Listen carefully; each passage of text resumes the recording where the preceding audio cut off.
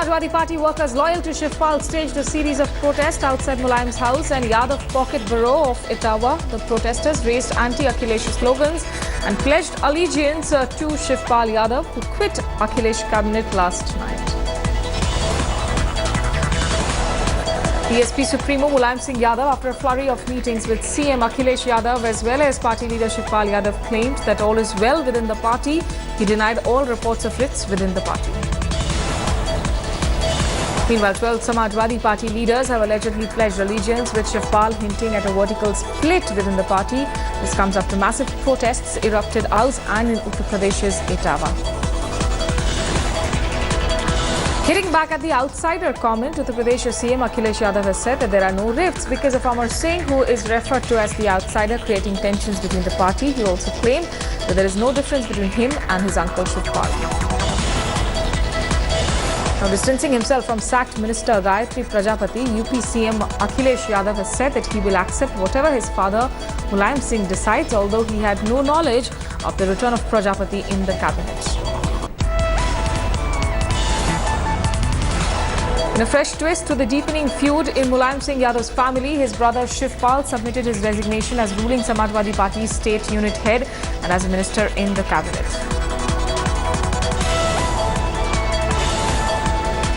Shivpal's wife Sarala also gave resignation from the post of District Cooperative Bank chairperson of Etawah, and his son Aditya gave resignation as chairman of Pradeshik Cooperative Federation. However, a day after divesting his uncle of key portfolios, Uttar Pradesh Chief Minister Akhilesh Yadav rejected Shivpal's resignation.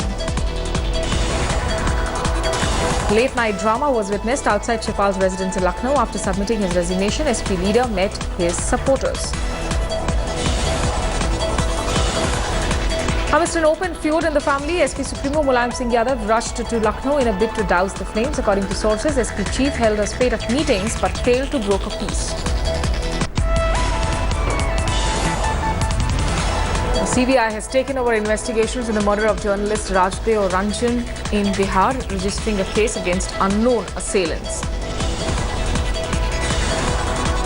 The Sivan court has ordered an attachment of property of Muhammad Kaif in connection with a case of extortion. Kaif is an accused in the killing of journalist Rajdev Ranjan. Represented by senior advocate Prashant Bhushan, Chandrakeshwar Prasad, whose 3 sons were allegedly killed at the behest of Shahabuddin, has moved to Supreme Court against the bail granted to him by the Patna High Court. Opposition BJP has slammed the Nitish Kumar government for indulging in drama in the name of challenging the bail granted to Shahabuddin and dared it to make public the status of trial in different cases against the RJD strongmen. In a blow to the former RJD MP from Sivan administration has shot off a report of the Bihar government seeking re-arrest of the RJD gangster turned politician Shahabuddin. Nitish Kumar said that the law will take its own course. Supreme Court quashed the death sentence of a convict in the brutal rape and murder case of 23-year-old Soumya. She was raped and allegedly pushed out of a moving train in February of 2011. 29 persons on board the missing AN-32 aircraft have been officially declared dead. Air Force will formally suspend search and rescue operations. It is the first major fallout of the Kashmir unrest. PDP MP Tariq Kara resigned from both the party and Lok Sabha seat, accusing the PDP of becoming a collaborator of the RSS. It's a major relief for Noida home buyers. Supreme Court took on realty giant Parsavnath, asking it to pay 12 crores to 70 home buyers who were not given their flats. While petrol price have been increased by 58 paisa per litre, diesel price have been cut by 31 paisa per litre. Delhi police has arrested 4 cow suspected vigilants who assaulted 2 men in Kanjawala area of Outer Delhi. Victims were brutally thrashed and then left on the road. Former Home Minister and senior Congress leader P. Chidambaram, recently elected to Rajya Sabha from Maharashtra, has been appointed as chairman of the Parliamentary Committee on Home Affairs. Separatist-sponsored strike and restrictions imposed by authorities ensured disruption in normal life in Kashmir Valley for the 69th day, even as one more youth succumbed to his injuries, raising the toll during the ongoing unrest to 84. Jammu and Kashmir Governor N.N. Vohra called on Prime Minister Narendra Modi, apprising him about the situation in the Kashmir Valley, which has been on the boil for the last 69 days now. Defence Minister Manohar Parrikar will chair a meeting of Goa BJP workers on 17th of September in run-up to the 2017 Assembly elections.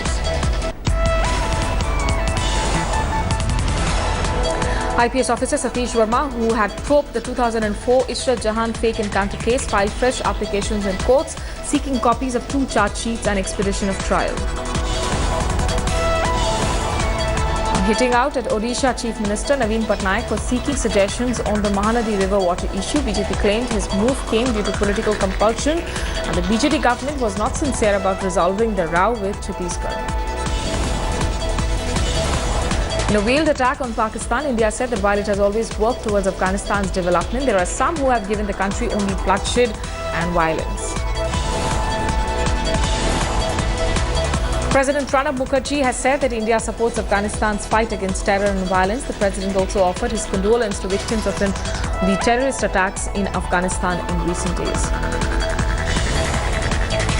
Cabinet will take up the proposal for union budget overhaul, including merging of railway budget with it and preponement of the date of its presentation for discussion next week. A 75-year-old man from South Delhi succumbed to chikungunya complications at a city hospital, taking the death toll to, in fact, 13 in the city. With the capital city witnessing a spurt in chikungunya and dengue cases, Delhi government has launched a helpline to provide medical assistance to people and help them locate the nearest fever clinics. As dengue and chikungunya cases go up, a total breakdown of Delhi's healthcare system is being witnessed. India Today's reality check shows that patients still have to fight crowds and apathy in government hospitals to get treatment. A similar situation was witnessed in the capital's private-run hospitals, with the wards overflowing with patients and lack of medical staff. These hospitals are turning away patients. Putting aside their differences, Union Minister JP Nadda met Delhi's Health Minister Satyendra Jain to discuss measures to tackle rising vector-borne diseases. Mumbai witnessed a starry brawl during Ganapati Visarjan involving the Kapoor clan. Ranbir Kapoor was seen losing his cool at a journalist, while Rishi actually slapped a devotee. Met Department has predicted very heavy rainfall over the next 48 hours in parts of Mumbai and certain areas in central Maharashtra. In the wake of forecast, the BMC issued a high tide warning for the city and asked people to stay cautious during Ganesh immersion yesterday. Maharashtra bid adieu to Lord Ganesha yesterday as the curtains fell on the 11-day Ganeshotsav festivities amidst loud chants and heavy downpour. A woman has succumbed to dengue in Mumbai as over 1,500 people have been admitted to various hospitals in the city for suspected dengue this month. External Affairs Minister Sushma Swaraj has tweeted that T. Gopalakrishna from Andhra Pradesh and C. Balaram Kishan from Telangana, who were captive in Libya since 29th of July 2015, have been rescued. Wooing the Russian industrialists delegation, Andhra Pradesh Chief Minister Chandrababu Naidu has said that opportunities for investment in the defence manufacturing sector were plenty in the state. Union Minister M. Venkaiah Naidu has said that the benefit from the special financial package is immense to Andhra Pradesh as compared to the benefits from the special category status. Chief Minister K. Chandrasekhar Rao has asked the intelligence wing of police to inquire into a host of issues connected with the reorganization of districts. The Telangana government has unveiled 4 IT sectoral policies on cybersecurity, data analytics, data center, and open data policies. Madras High Court dismissed a PIL seeking a direction to the centre to protect Tamils in Karnataka in the wake of recent attacks on them in the state over the Khabare issue. Ahead of a statewide bandh in Tamil Nadu over the raging Khabare issue, Karnataka Chief Minister Sisodia wrote to his counterpart Jaitley, requesting her to ensure protection of the lives and properties of Kannada-speaking people. Chief Minister Sisodia held a consultation meeting with retired judges of High Court and Advocate Generals to discuss the course of Karnataka's legal battle in the Khabare water sharing case. As the Karnataka government prepares itself for another round of legal battle with Tamil Nadu over the raging Khabare dispute, police decided to continue prohibitory orders in the violence-hit city where normalcy has since been restored.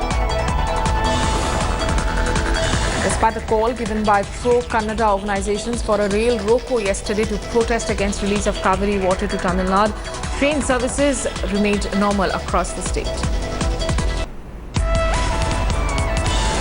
DMK MP Kanimori led a massive protest at the Egmore railway station, demanding the centre's intervention to solve the Khabare crisis. She was detained later along with DMK leader MK Stalin. Tamil Nadu is facing a dawn-to-dusk bandh over the Khabare water issue, with police deploying thousands of personnel across the state to ensure peace. Several farmers and trader bodies supported by opposition parties in the state are observing a day-long bandh in Tamil Nadu and have also called for a rail and road blockage. However, the ruling AIADMK and trade unions affiliated to it have been non-committal on their participation in the bandh.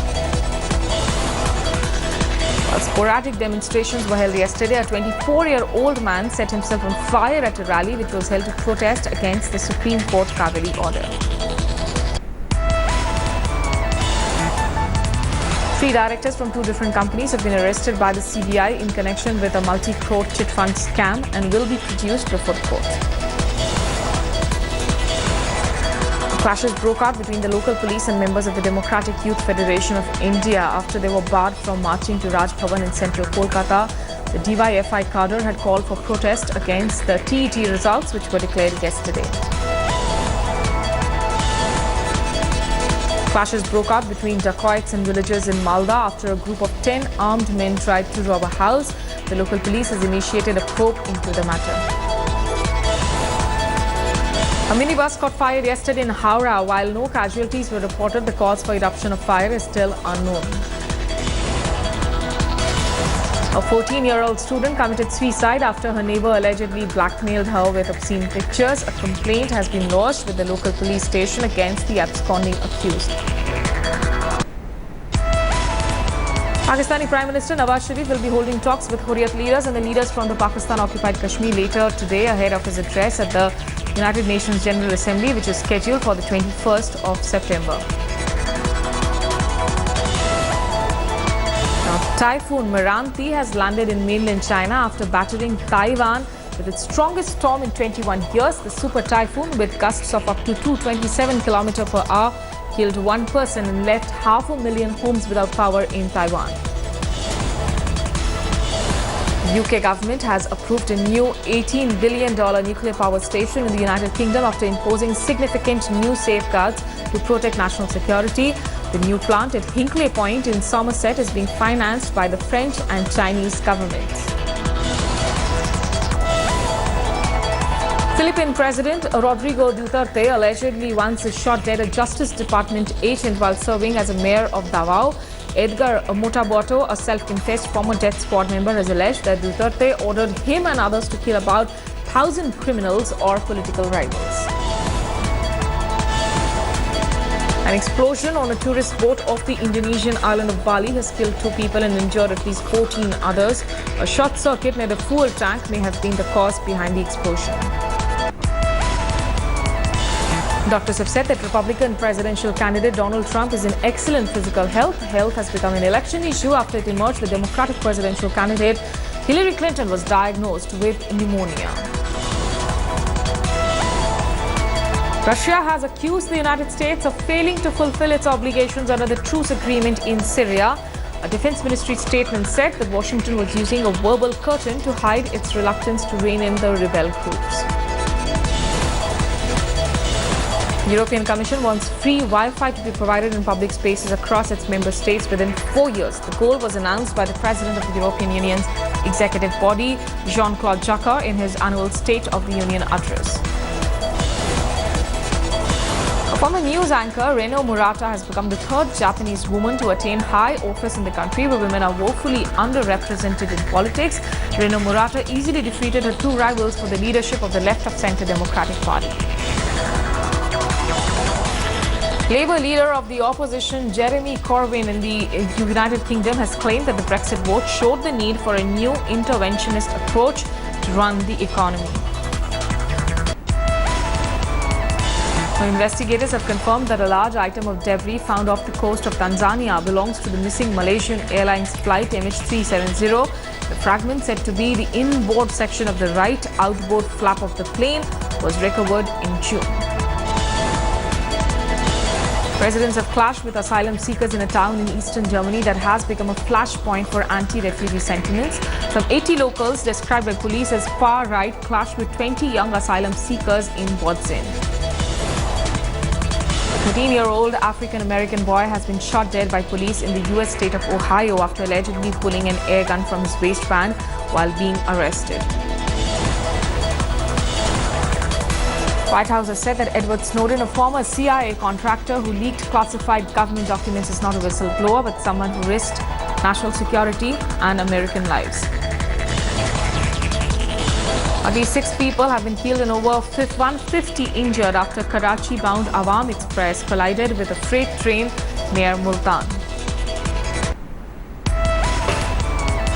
Now for all the sporting action, the much-awaited Davis Cup draw is out. India's Ramanathan Ram to play 14-time Grand Slam winner Rafael Nadal, while Saket Mainini will play David Ferrer. Liana Pace, who is expected to partner Saket Mainini in the doubles round, feels the latter can upset Ferrer. Pace said if Saket produces his best, he can beat the Spaniard. New Zealand take on Mumbai in a 3-day practice match at the Firoz Shah Kotla. Mumbai team, who are the Ranji champions, will have the services of Rohith Sharma. Meanwhile, India's Test captain Virat Kohli is gearing up in a unique way for the Test series. Kohli posted his new hairstyle on social media, and as usual, it has taken his fans by storm. Mitchell Starc suffered a deep laceration to his left shin during a training mishap. The fast bowler underwent surgery and required 30 stitches. Cricket Australia is hopeful that Starc will be fit for the start of the Australian summer. Now, James Faulkner and Sean Marsh have both been ruled out of Australia's one-day tour of South Africa due to injuries. Marsh suffered a fractured finger during the recent tour of Sri Lanka, while Faulkner suffered a calf strain.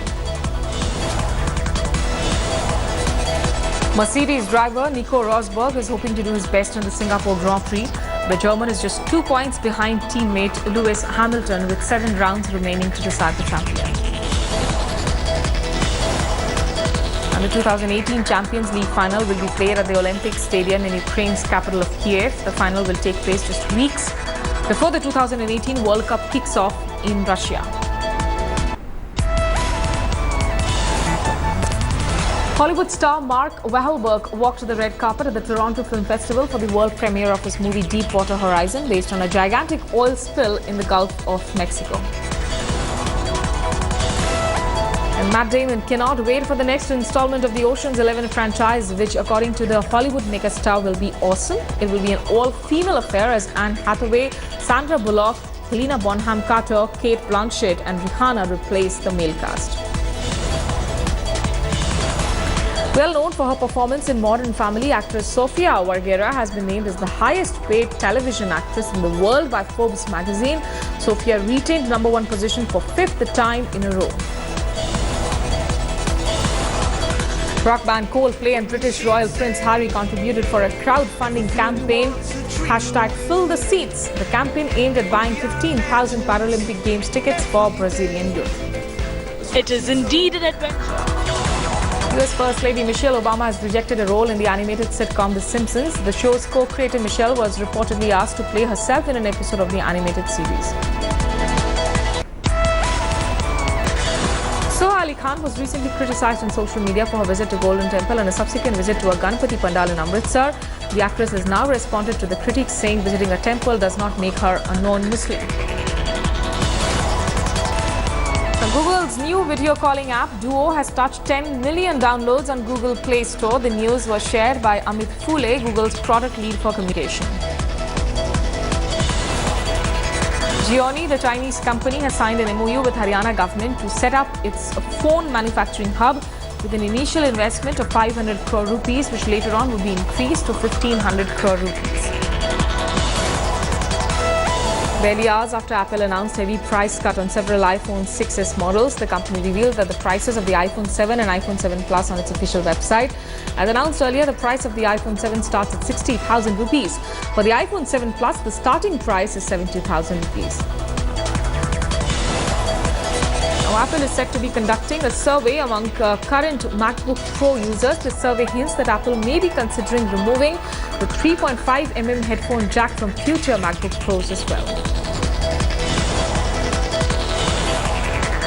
Lenovo will launch the budget phone Moto E3 Power in India on 19th of September. The phone is backed by a 3,500 mAh battery and supports fast charging.